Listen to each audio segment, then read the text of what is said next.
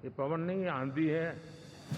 सामान्य मानवी की विकास की जो जिजीविषा है, उन्होंने परिश्रम की पराकाष्ठा में कभी पीछे नहीं रहे।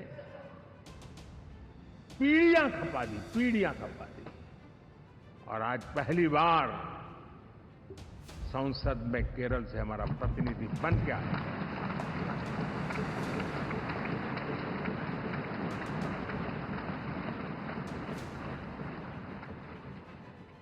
साथियों, अरुणाचल में हमने लगातार हमारी सरकार बनती रही है और भारी समर्थन से बनती है।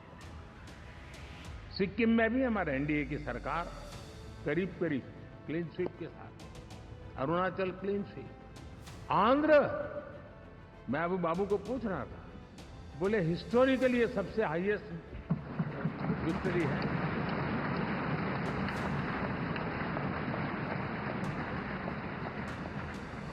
और ये जो यहां दिखता है ना पवन, ये पवन नहीं, आंधी है।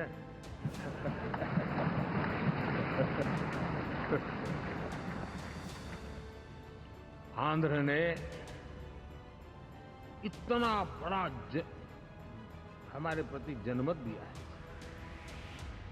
हिंदुस्तान के लिए एक सामान्य मानवी की विकास की जो जिजीविषा है, उसका प्रतिबिंब है। और महाप्रभु जगन्नाथ,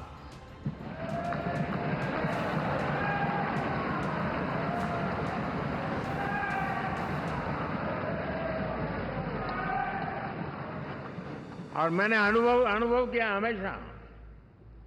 मैं हमेशा मानता हूं ईश्वर के अनेक रूप होते हैं, लेकिन जब मैं भगवान महाप्रभु जगन्नाथ जी को याद करता हूं तो मैं हमेशा मानता हूं ये गरीबों के देवता है।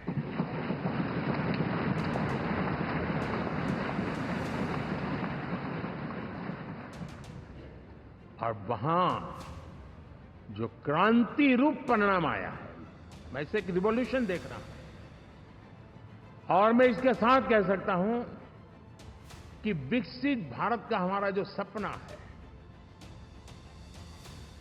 आने वाले 25 वर्ष, पहले मैंने 10 साल कहा था, या मैं 25 साल कह रहा हूं।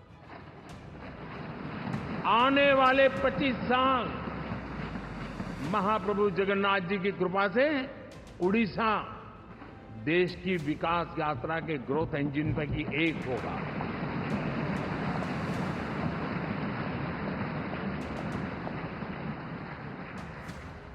साथियों, हम लोग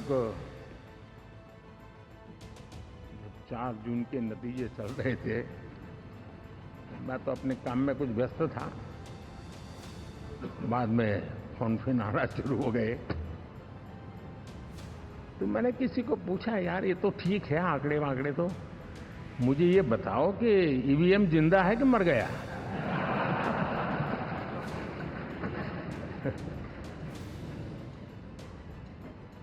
क्योंकि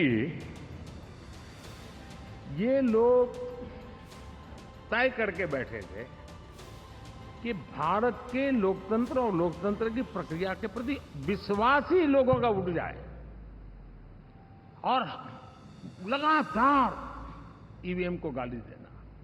और मुझे तो लगता था कि शायद इस बार वो ईवीएम की अर्थी का जुलूस निकालेंगे, लेकिन 4 जून शाम आते आते उनको ताले लग गए, ईवीएम ने उनको चुप कर दिया।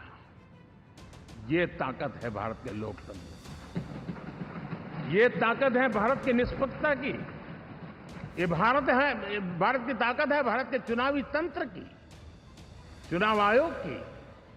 और मैं मानता हूं कि ये, आशा करता हूं कि 5 साल तो अब ईवीएम शायद मुझे नहीं सुनाई देगा, लेकिन जब 29 में हम जाएंगे तो फिर से शायद ईवीएम को लेकर के नाचने की शुरुआत करेंगे, क्योंकि इनके सुधरने की संभावना बहुत कम है। आप देखिए, चुनाव के समय मैंने पहली बार देखा, शायद हर तीसरे दिन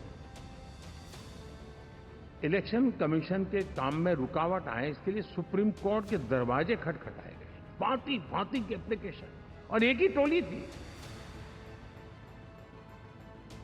और लोकतंत्र के प्रति जिनका भरोभार अविश्वास है, ऐसे लोग सुप्रीम कोर्ट का उपयोग करते हुए कैसे रुकावट डाले, इसका निरंतर प्रयास करते रहे।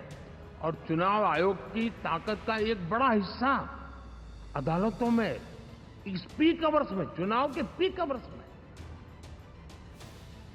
यानी कितनी निराशा लेकर के ये लोग मैदान में आए थे कि उन्होंने पूरा हमला उसी इंस्टीट्यूट पे लगा दो ताकि चुनाव के कोई भी परिणाम आए, हम दुनिया के सामने भारत को भी बदनाम कर लें। ये षड्यंत्र का हिस्सा था दोस्तों, और कभी भी देश उनको माफ नहीं करेगा। साथियों, इंडी गठबंधन वाले जब ईवीएम का विरोध करते हैं तो मैं सिर्फ एक चुनाव के रूप में नहीं देखता। मैं मानता हूं ये लोग मन से पिछली शताब्दी के सोच वाले लोग,